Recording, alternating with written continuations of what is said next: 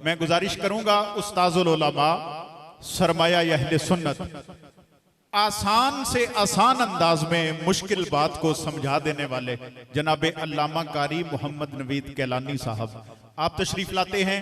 आपका मौजू है अखलाकियात। आप इस मौजू पर अपना लेक्चर इरशाद फरमाते हैं। बिस्मिल्लाहिर्रहमानिर्रहीम। रब्बि शरह ली सदरी व यस्सिर ली अमरी वहलुल उक़दतम मिन लिसानी यफ़क़हू क़ौली। रसूलल्लाहि उन्ज़ुर हालना या हबीबल्लाहि इस्मा क़ालना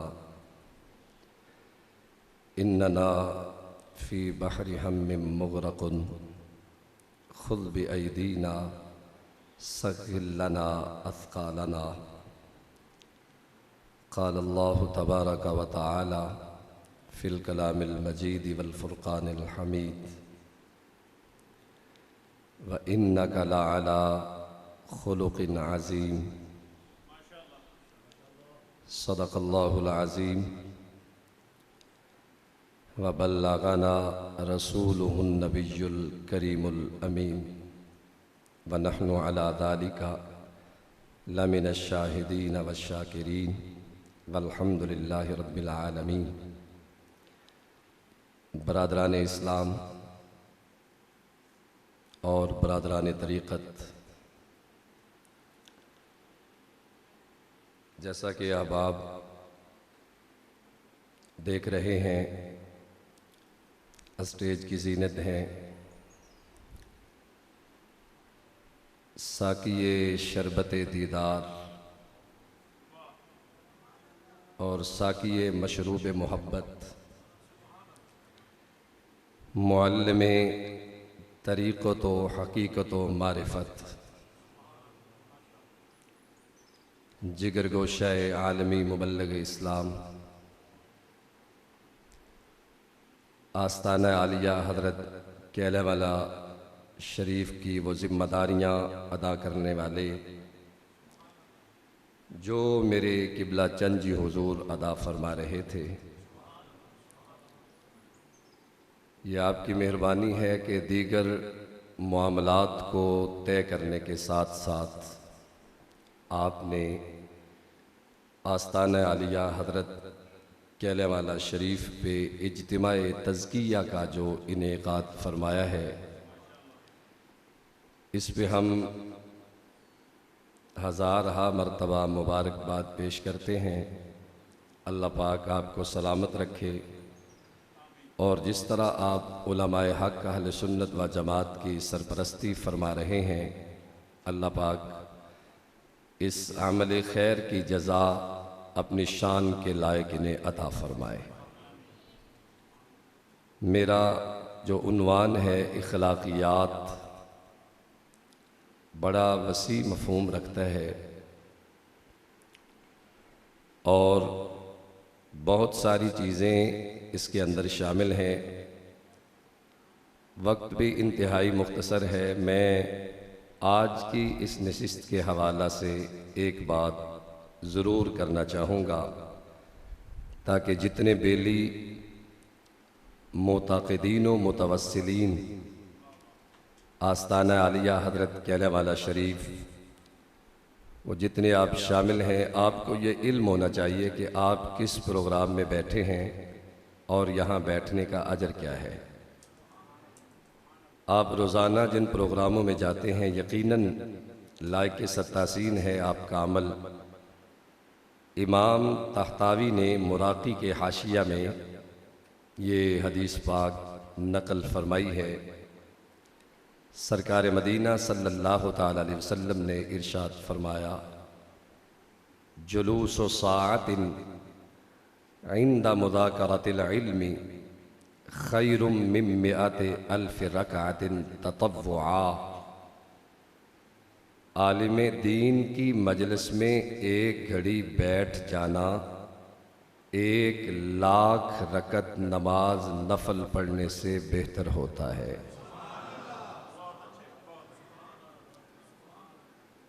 आप जहन में ये सोच रखें कि आप मुक़द्दस आस्ताना आलिया हज़रत कहने वाला शरीफ की सरज़मीन पे वहाँ बैठे हैं जहाँ आप किबला चंद जी सरकार के सामने बैठा करते थे। और दूसरा ये जहन में रखें कि इतना बेहतरीन एहतमाम व इंसराम जो मेरे किबला पीर जी हुजूर ने फरमाया है, हम तो इतने खुश नसीब हैं कि अपनी खुश नसीबी पे जिस कदर भी नाज करें वो कम है। तालीम व ताल्लुम की मजलिस में महफ़िल में बैठ जाना, उलमा के सामने बैठना, उनसे वाज़ो नसीहत सुनना, कुरान व सुन्नत का दर्स लेना और इसका फ़हम हासिल करना। मेरे महबूब सल्लल्लाहु अलैहि वसल्लम ने फरमाया, ए नमाजियों, नफल पढ़ने वालों और जौफुल लैल में इबादत करने वालों, किसी आलिम दीन की मजलिस में एक घड़ी, घंटा, 2 घंटे, 4 घंटे, एक दिन या एक हफ्ता नहीं, एक घड़ी बैठ जाना 1 लाख रकत नमाज नफल पढ़ने से भी बेहतर होता है। और दूसरा मैं आपके सामने ये बात अर्ज़ करना चाहूँगा, हज़रत इमाम अहमद बिन हम्बल का नाम तो आपने सुना होगा यकीनन। हाकिम वक्त ने आपकी पुश्त पे कोड़े मारे, इतना बड़ा वक्त का इमाम अहमद बिन हम्बल। हमारे बुज़ुर्गों की तारीख़ भी पढ़ें, असलाफ़ के तरीक़े भी पढ़ें, उनकी इस्तिक़ामत फ़िद्दीन भी पढ़ें, तो पता चलता है कि उन लोगों ने दीन के लिए क्या क्या किया, क्या कुछ किया।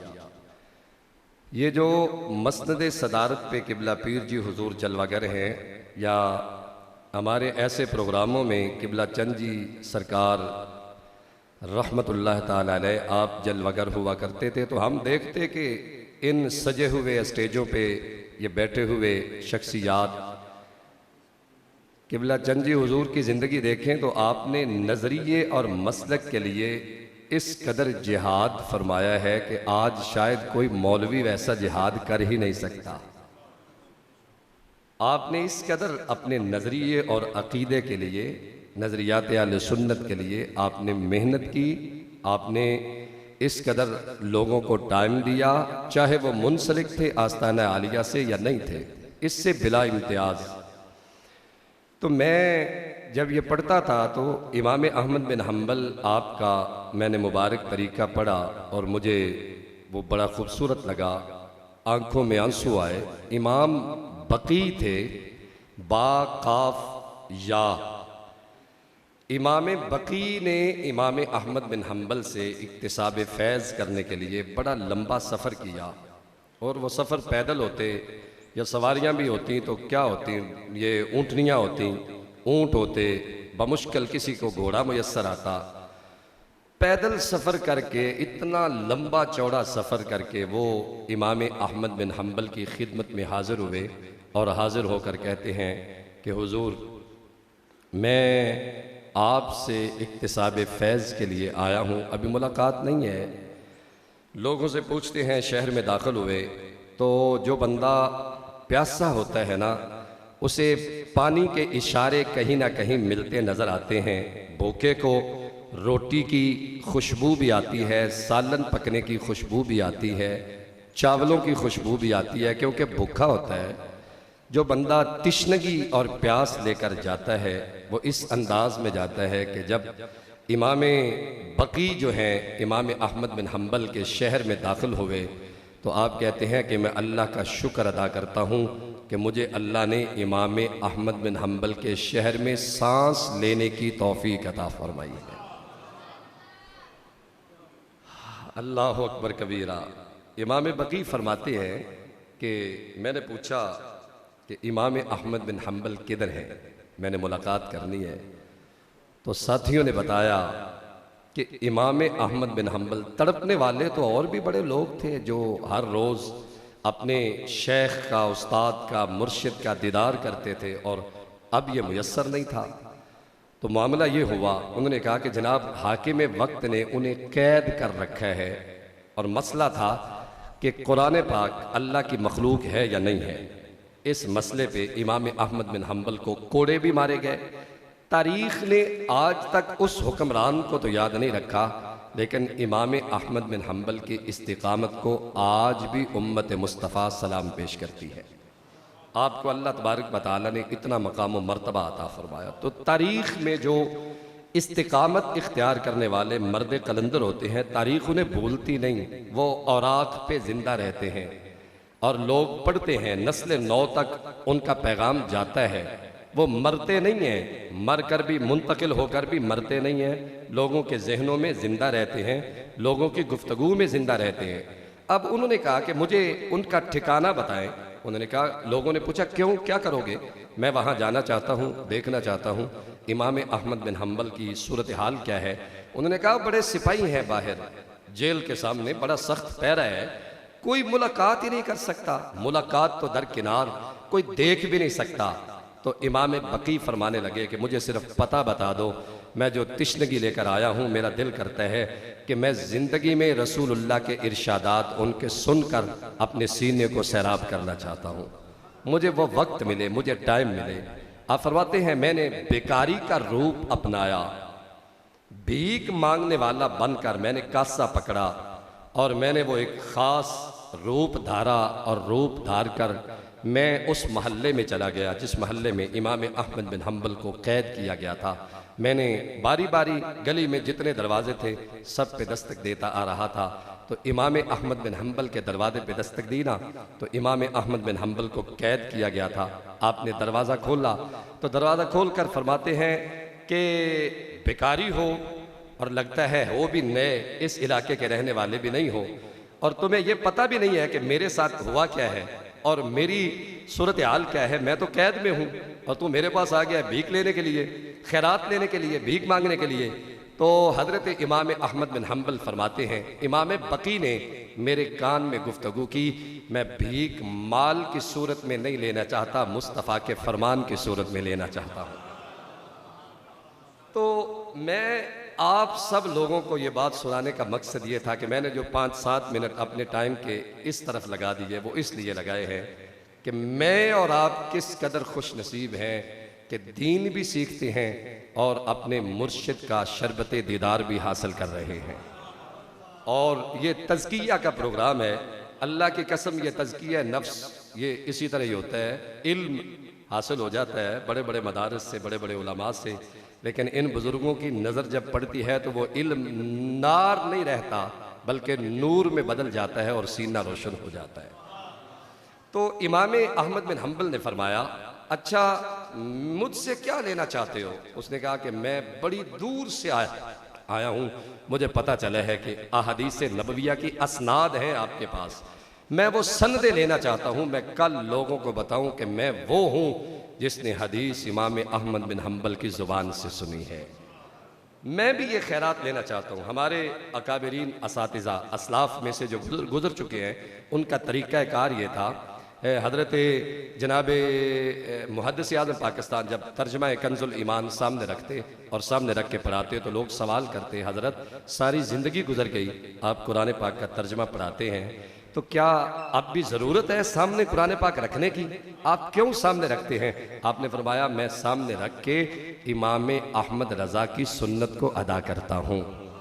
और ये बात भी ज़हन में रखें, मैं सामने इसलिए रखता हूँ कि मैं इसका मुतहम्मिल नहीं, ये मैं कुर्रा, वाइज़ीन, खुतबा, उलमा और मुबल्लिगीन के लिए बिलखुसूस अर्ज़ करता हूँ, मेरे सर का ताज है सारे जितने यहाँ इस मजलिस में तशरीफ़ फरमा है तज़किया नफ्स के प्रोग्राम में, या हमारे तलबा बैठे हैं महफ़िल पाक में तज़किये के इज्तिमा में, मैं बसद इज्ज़ो इनकिसारी अर्ज़ करूँगा कि जब भी हम कुरान पाक की आयत का तर्जुमा करते हैं तो शायद उस कदर मोहतात नहीं होते जिस कदर हमें मोहतात रहना चाहिए, और अपनी तरफ से ऐसी ऐसी चीज़ें आयत के तर्जमे में शामिल कर देते हैं कि अगर अल्लाह न करे कहीं गिरफ्त हो जाए तो मामला जो है वो उल्टा हो जाएगा। इसलिए हज़रत मुहद्दिस आज़म पाकिस्तान ने फरमाया, मैं इसका मुतहम्मिल नहीं कि मैं एक जुमला भी अपनी तरफ से अदा करूं, मैं वो ही बयान करना चाहता हूं जो अहमद रज़ा लिख कर गए हैं, ताकि क़यामत के दिन जितने सवाल हों उसके जवाब इमाम अहमद रज़ा मैदान माशर में देगा।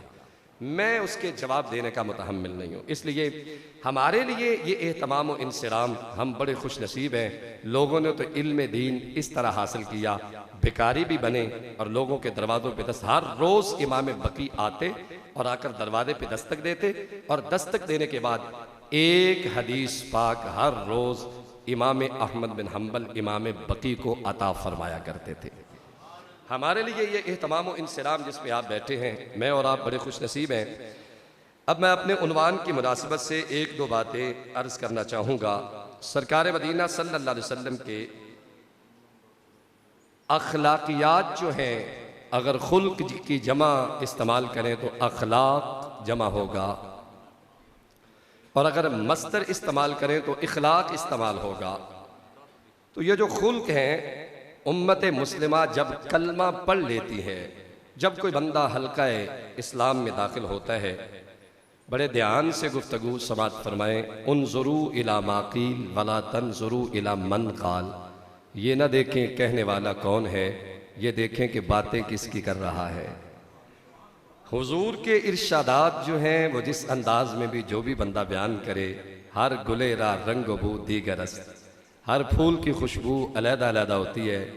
तो मैं अर्ज़ करता हूँ, कलमा पढ़ लेने के बाद हमारे देहाती ये कल्चर है कि चौधरी साहब अपने डेरे का पेंट भी उसी अंदाज में कराते हैं जिस अंदाज में उन्होंने पहले कहीं ना कहीं देखा होता है, और अपने डेरे में फर्नीचर भी उसी तर्ज का रखते हैं। चनियोटी रख लें, गुजरात से ले आएँ, या कोई ख़ास किस्म का, या बैत की कुर्सियाँ, या वो पंगूड़े, या वो साजो सामान कि फ़लाँ चौधरी साहब के डेरे में। या मैं आपको मिसाल दे के आसान कर दूँ, यहाँ इस इलाके में करीब आप हामिद नासिर चट्ठा है, मियाँ अफजल सैन तारड़ है, उस डेरे में हमारे अक्सर ज़िम्मेदार लोग जब जाते हैं ना, तो हम बड़ी आदतें पिक करते हैं, आदात अपनाते हैं। तो उस जैसा फर्नीचर रख लिया, उस जैसे कपड़े पहन लिए, तौफीक हुई तो गाड़ी हमने ख़रीद ली तो उस जैसी ख़रीद ली। बहसीयत मुसलमान अगर हमने नकल करनी ही है तो हमें किसकी नकल करनी चाहिए? अल्लाह का कुरान फरमाता है, लक़द कान लकुम फ़ी रसूलिल्लाहि उस्वतुन हसना। अगर तुमने नकल करनी है तो आमिना के लाल की नकल उतार लो। अल्लाह दुनिया में भी कामयाबी अता फरमाएगा और आखिरत में भी कामयाबी अता फरमाएगा। चूँकि नाकिलीन में से तो हम हैं, इसका तो कोई बंदा इनकार नहीं कर सकता। हमारे शेख ने ये कपड़े पहने तो हम भी पहनना पसंद करेंगे। हमारे शेख ने जी ये इखलाकियात में आदात और खसलतें हमारी कैसी होनी चाहिए, हमारा तरीक़ा ज़िंदगी कैसा होना चाहिए, हमारे मामलात कैसे होने चाहिए, हमारा अंदाज़ गुफ्तगू कैसा होना चाहिए, और हमारा उठना बैठना कैसा होना चाहिए, हमारे लिबास का तरीका कैसे होने चाहिए, दाएं हाथ से हमें क्या क्या चीज़ें करनी चाहिए, बाएं हाथ से हमें किन चीज़ों से करने से मना किया गया और कौन सी चीज़ें करनी हैं। तकरीबन ये इक़्तिबासात मैंने 65 सफ़ों पे मुश्तमिल एक लेक्चर तैयार किया है, जिसका इहाता मैं इस नशिस्त में तो नहीं कर सकता, लेकिन किस्तवार चंद इक़्तिबासात इंशाअल्लाह आहिस्ता आहिस्ता बयान करते जाएंगे। तो मैं अर्ज़ कर रहा था कि सरकार का उसवा-ए हसना हमारे लिए बेहतरीन नमूना है। ज़िंदगी गुजारने के जो तरीके सरकार दो आलम सल्लल्लाहु अलैहि वसल्लम ने हमें अता फरमाए हैं, इससे बढ़कर उम्मत का खैर खा भी कोई नहीं, और इससे बढ़कर बेहतरीन नमूना किसी का हो भी नहीं सकता। और मैं यहाँ से ही आप समझ लें कि सरकार मदीना सल्लल्लाहु अलैहि वसल्लम महबूब तरीन हस्ती हैं कायनात में, जो बायसे सबब तख्लीक़ कायनात हैं, जिनकी वजह से अल्लाह ने सारी कायनात को वजूद बख्शा है। तो आप अंदाज़ा तो लगाएं कि जो खसलतें अल्लाह ने मेरे मुस्तफ़ा को अता फरमाई हैं, वो कल भी हमारे लिए मिशल राह थी, आज भी हमारे लिए मिशल राह है। और अगर आज हम उन पे अमल कर लेंगे तो अल्लाह तबारक व तआला हमारी दुनिया भी बेहतर फरमाएगा और हमारी आखिरत भी बेहतर फरमाएगा। सरकार मदीना सल्लल्लाहु अलैहि वसल्लम के मुबारक इखलाकियात में सबसे पहला वस्फ जो है मैं वो ये बयान करना चाहूँगा। मेरे महबूब सल्लल्लाहु अलैहि वसल्लम सही मुस्लिम किताबुल फ़ज़ाइल में साहिब मुस्लिम ने फरमाया, दुनिया में बड़े से बड़ा बहादुर भी आपने देखा हो कि ये बंदा बड़ा बहादुर है, इस बंदे की शुजात चहार दांगे आलम में मशहूर है और हर बंदा इसे शुजा जानता है। फरमाया उन सारे शाजाइन जितने हैं उनमें से बेहतरीन मर्तबा अल्लाह ने आमिना के लाल को अता फरमा रखा है। आपसे बढ़कर शुजा दुनिया में आज तक आया ही कोई नहीं। वो रुकाना नामी पहलवान था सरकार के हीन हयात ज़ाहिरी में, और एक सरसब्ज़ो शादाब वादी पे उसने कब्ज़ा कर रखा था। वहाँ कोई चरवाहा नहीं जाता था और ना किसी को वहाँ जाने की इजाज़त होती। हर बंदा जानता कि जब भी कोई भी बंदा जाएगा तो ये बेइज्जती करेगा और इंसल्ट करेगा, लड़ाई करेगा, झगड़ा करेगा। मेरे महबूब एक दिन काशाना नबुव्वत से उठे और उठकर चहल कदमी फरमाते हुए रुकाना की उसी वादी में चले गए। हजरत जनाब ताजदार सदाकत को पता चला तो आप पीछे दौड़े कि कहीं कोई जालिम आपको नुकसान ना पहुंचा दे। मदीना तैयबा में दो खतरे थे, बाहर से काफरों का था और अंदर से मुनाफिकीन का था। सरकार मदीना सल्लल्लाहु अलैहि वसल्लम रुकाना की वादी में चले गए। वो सामने आया, उसने कहा कि अंतल्लती तश्तिमु इलाहतन अल्लात वल उज़्ज़ा, आप है वो मोहम्मद जो हमारे खुदाओं को गालियां देते हैं, लात मनात और उज़्ज़ा को गालियां देते हैं। तो सरकार ने फरमाया मैं गालियां तो नहीं देता, मैं तो अपने सच्चे रब की वहदानियत को बयान करता हूँ। किसी को गाली देना मेरा मनसब नहीं। और हुजूर ने यह फरमाया भी था कि लम उबअत लआना, अल्लाह ने मुझे इन्नी बुइस्तु मुअल्लिमा, अल्लाह ने मुझे मुअल्लिम बनाकर भेजा है। मैं लानत करने वाला नबी बन के नहीं आया, मैं तो रहमत की दुआएं करने वाला नबी बन के आया। तो हुजूर ने फरमाया कि मैं गाली तो नहीं देता, मैं तो अपने सच्चे रब की वहदानियत को बयान करता हूँ, गाली देना तो मेरा मनसब नहीं है। तो उसने कहा कि अच्छा, वो अपने रब को सच्चा कहते हैं और हमारे रब को झूठा कहते हैं। तो वहाँ बात या तो सफ़ेद था या स्याह था। आपने फरमाया हाँ, सच्चा तो मेरा रब भी है जिसने सारी कायनात को पैदा किया है, इसमें कोई शक नहीं है। तो उसने कहा अच्छा फिर मैं कुश्ती करना चाहता हूँ, आप अगर जीत जाए तो जीत जाए और हार जाए तो समझें कि मेरा रब सच्चा है, हमारे खुदा सच्चे हैं। तो आपने फरमाया आ जाओ मैदान में। सरकार मदीना सल्लल्लाहु अलैहि वसल्लम ने उसके पंजों में अपने मुबारक हाथ डाले और हाथ डालकर जब सरकार ने थोड़ा सा जोर लगाया तो उंगलियां टूट गईं और पसलियों के बल जब नीचे गिराया तो पसलियां टूट गईं। और मेरे महबूब सल्लल्लाहु अलैहि वसल्लम ने फरमाया उठो, तो उठने की सकत नहीं थी। वहीं पे छोड़कर सरकार जब आने लगे ना तो मेरे महबूब ने फरमाया अब फैसला कर लो, क्या करना चाहते हो। उसने कहा मान लिया है, आप भी सच्चे हैं, आपका खुदा भी सच्चा है। तो सरकार पलट कर जब वापस आए ना तो सहाबा किराम रिज़वानुल्लाह अलैहिम अजमाइन बड़े परेशान थे, वहशत थी उनके चेहरों पे। हुजूर आप रुकाना की वादी में चले गए थे, क्या हुआ, क्या मामला हुआ। तो मेरे महबूब सल्लल्लाहु अलैहि वसल्लम ने फरमाया जाकर देख लो क्या मामला हुआ है, खुद ही जाकर मुशाहिदा कर लो।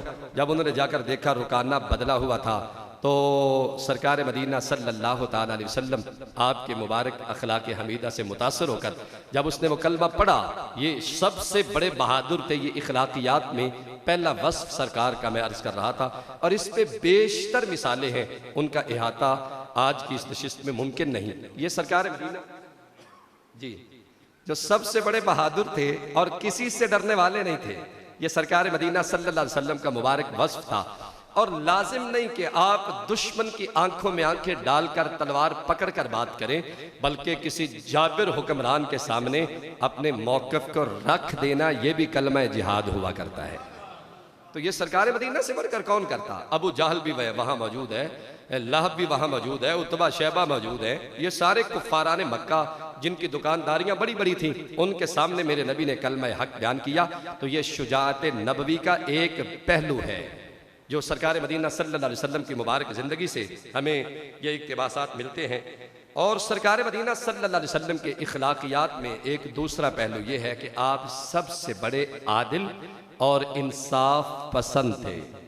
आपको याद होगा कि मदीना तैयबा में फातिमा नामी औरत के हाथ कलम करने का हुक्म मेरे नबी ने इरशाद फरमाया।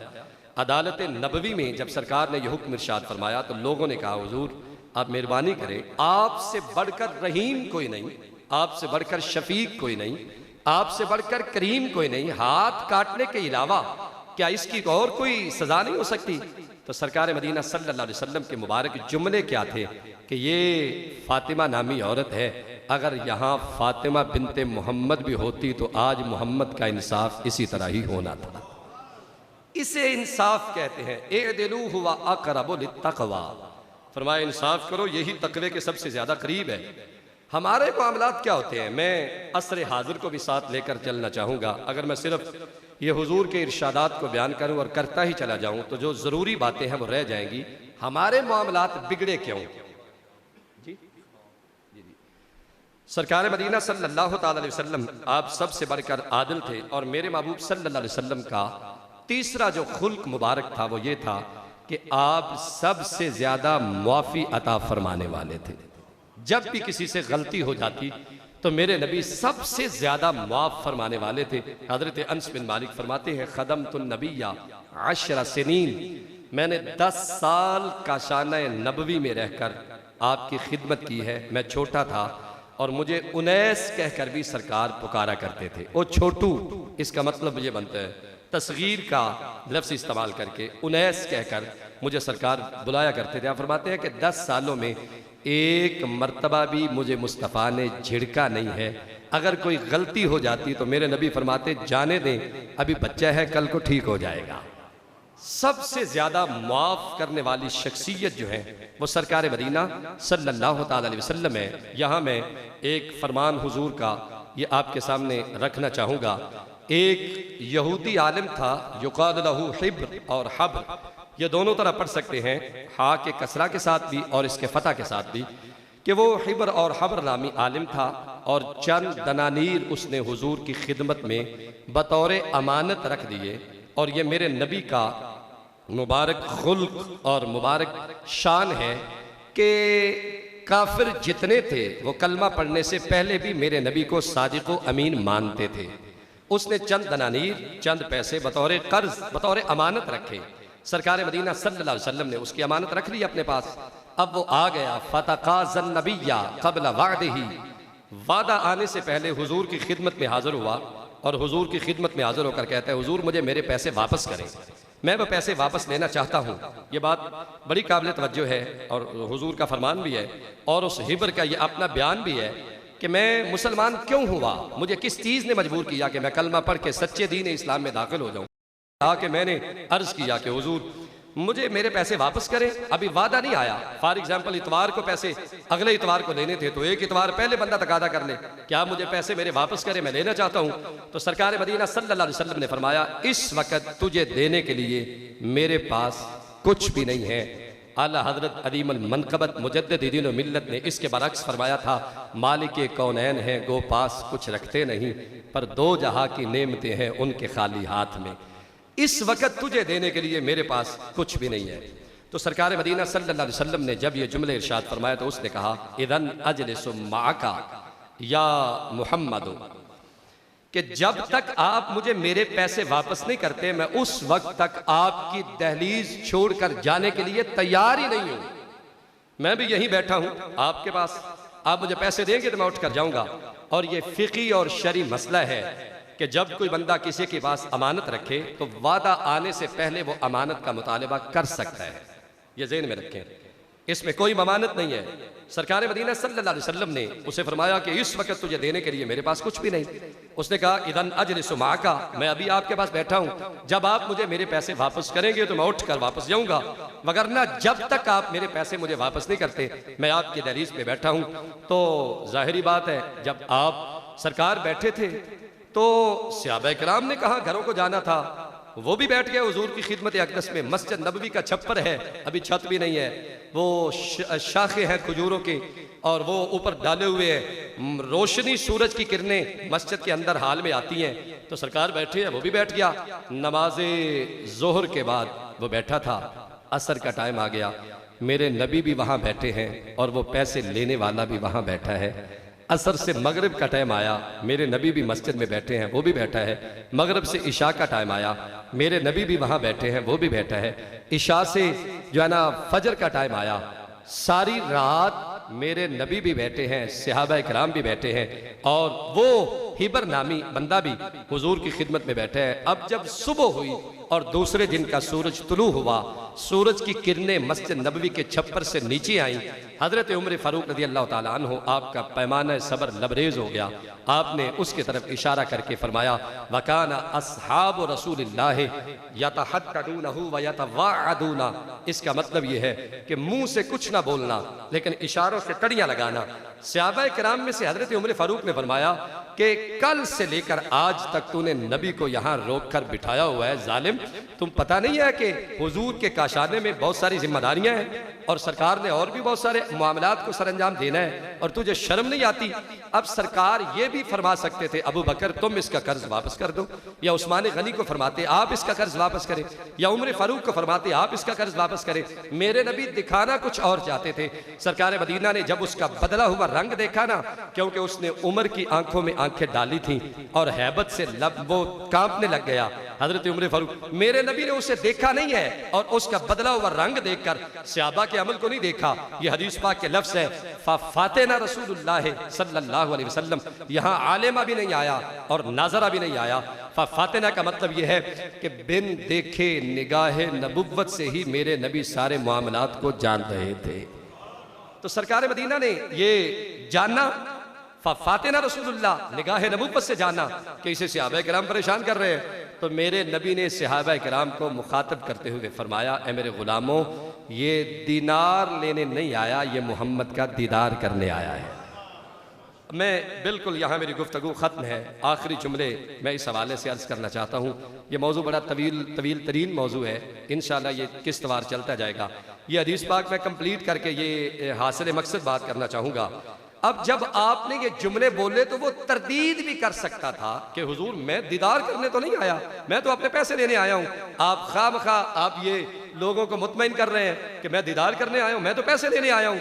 जब हुजूर ने ये जुमले बोले ना तो वो हुजूर के कदमों में गिरा और गिर कर कहता है, हुजूर मुझे थोड़ा सा वक्त इनायत फरमाए। पास ही खजूरों का बाग था, उसमें कुआं था। गुस्ल करके फौरन दरबार नबवी में आता है और कहता है, हाथ यादा का उबायउ का अलल इस्लाम, हाथ बढ़ाए मैं कलमा पढ़ के मोहम्मद का नौकर बनना चाहता हूँ। तो सरकार मदीना ने कलमा पढ़ाया। अब कलमा पढ़ाने के बाद उठकर वो जो जुमले बोलता है, वो जुमले, उसके लिए मैंने सारी हदीस पाक बयान की है। उसने कहा, अल्लाह की इज्जत और जलाल की कसम है, मैं तौरात का बहुत बड़ा आलिम हूँ। मैंने तौरात में आपके अखलाक हमीदा के मैंने मौज़ूआत पढ़े हैं कि वो नबी खुल के एतबार से बुलंद तरीन मनसब पे फायज होगा, अल्लाह उसे इतना अजीम मनसब अता फरमाएगा। मैंने आपकी हिजरत के तज़किरे पढ़े, मैं इखलाकियात के पहलू से मुतासर हुआ कि इतनी शानों वाला नबी है कि जिसे अल्लाह ने इतनी शाने और इतने मकाम अता फरमाए हैं, मैं क्यों ना प्रैक्टिकली करूं। मैं प्रैक्टिकल करके मैं अगर वो मुझे मिलते हैं तो मैं हल्का बगोश इस्लाम हो जाऊंगा, अगर वो मुझे नहीं मिलता मेरा मकसद तो मैं इस्लाम नहीं कबूल करूंगा। मैंने आज जो कुछ देखा है, अल्लाह की इज्जत की कसम है, जो इखलाकियात का दर्स मैंने तौरात में पढ़ा है, अल्लाह ने उससे भी बढ़कर आपको मनसब अता फरमा रखा है। तो सरकार मदीना सल्लल्लाहु अलैहि वसल्लम ने जब ये जुमले सुने और उसने ये जुमले बोले और बोल कर कहता है, हुजूर मेरा ये माल भी और मेरे घर का जितना माल है, मेरा जो कुछ है, वो सब कुछ आपके कदमों पे कुर्बान है। चंद पैसे लेने की मुझे कतन कोई ज़रूरत नहीं। मैं तो आपकी शान उलुव्वे मर्तबत को देखना चाहता था और लोगों को बताना चाहता था, अपने अकीदे वालों को, अपने नजरिए वालों को, कि अल्लाह तबारक व तआला ने हुजूर सल्लल्लाहु अलैहि वसल्लम को क्या क्या इखलाक अता फरमा रखे हैं। तो इतनी देर तक बैठने के बावजूद मेरे नबी के माथे पे बल तक ना आना, ये उम्मत के लिए हिदायत और नमूना है कि जब कोई कर्ज लेने वाला दरवाजे पे आ जाए तो उसे इंटरटेन गलत तरीके से कतन न करें। ये इखलाकियात नबवी के ये मुनासिब नहीं है।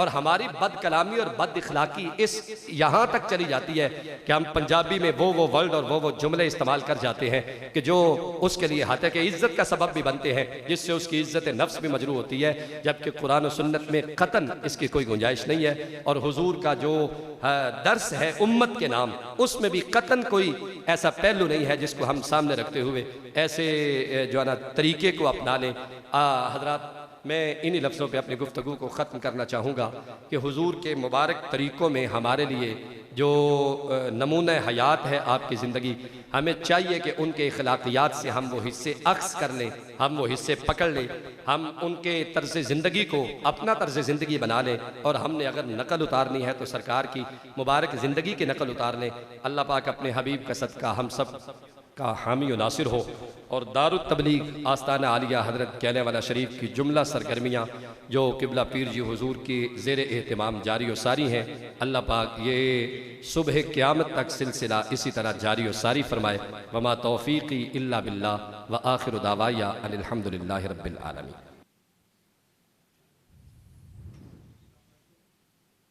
मेरा नाम मोहम्मद एहसान किलानी है।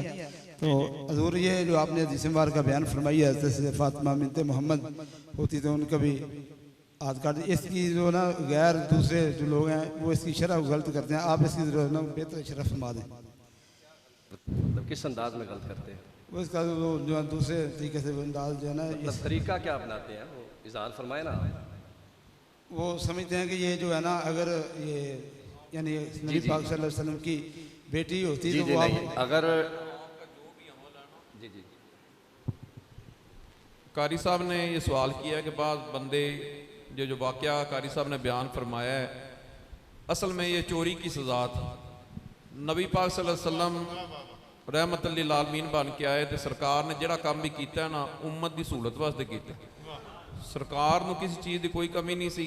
सरकार ने फरमाया ऐशा सदीका अगर मैं चाहवां तो मेरे नाल सोने के पहाड़ हर वक्त रहन। क्या बात। मेरे आका ते मुख्तारे कुल बना के अल्लाह ने कायनात में भेजे ने। आपने जो अमल किया है आपने नलैने पाक नूं आपने मरम्मत फरमाया है, अपने कमरे में झाड़ू दिता है सरकार ने, इस तरह अपने घर का घड़े भर के सरकार लियाते सन। इसी तरह मेरे आका ने, क्योंकि शरीयत मुहम्मदी दे जितने कानून ने वो मेरी आका की जुबान पाक थे।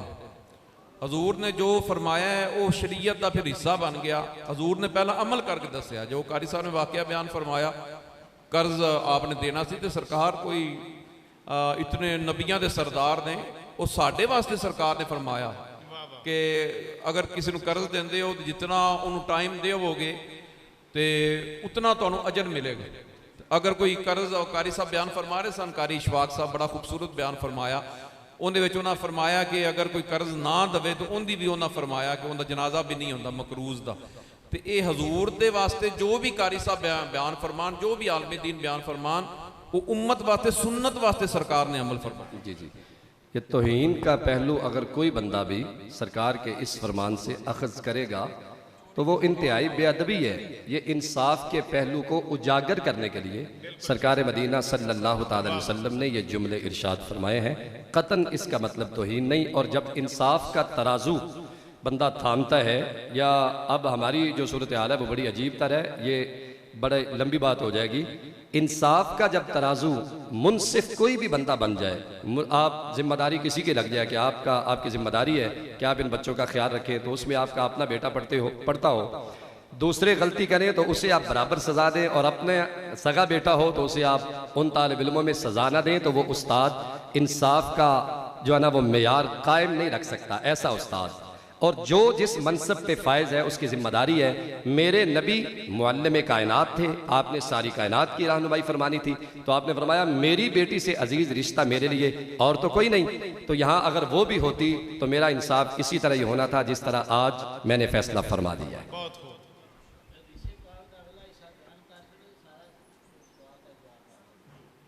तुमसे पहले कौमें इसी वजह से बर्बाद हुई। जी जी वो ताकतवर को सजा देती थी और जी जी जी जी।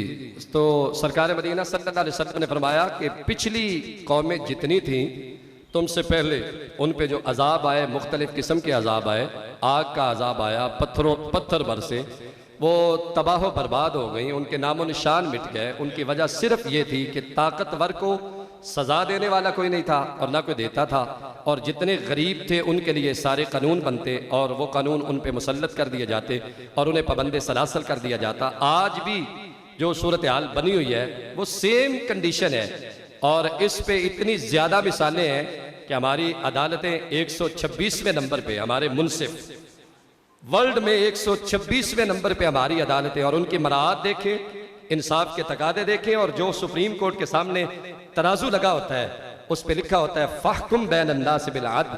मैं कहता हूँ कि अगर ये तकादे पूरे करने वाला कोई नहीं है तो उतनी देर तक कुरान पाक की इस आयत को सुप्रीम कोर्ट के दरवाजे से हटा देना चाहिए, क्योंकि किसी गरीब को इंसाफ तो मिलता ही नहीं, और सुप्रीम कोर्ट तक जाएगा कौन? मैं तो नहीं जा सकता इंसाफ लेने के लिए, कौन जाएगा सुप्रीम कोर्ट के दरवाजे तक इंसाफ लेने के लिए? और फहकुम बैनन नास बिल अदल, और ऐवान अदल लिखा होता है हमारी अदालतों के सामने 126वें नंबर पे हमारा इंसाफ है। और बंदा मर जाता है, वो दफन हो जाता है, जनाजे हो जाते हैं, ख़त्म हो जाते हैं, सब कुछ हो जाता है, और बाद में उसके फैसले होते हैं, और बाद में पता चलता है कि इस बंदे को मरे हुए 10 साल हो गए।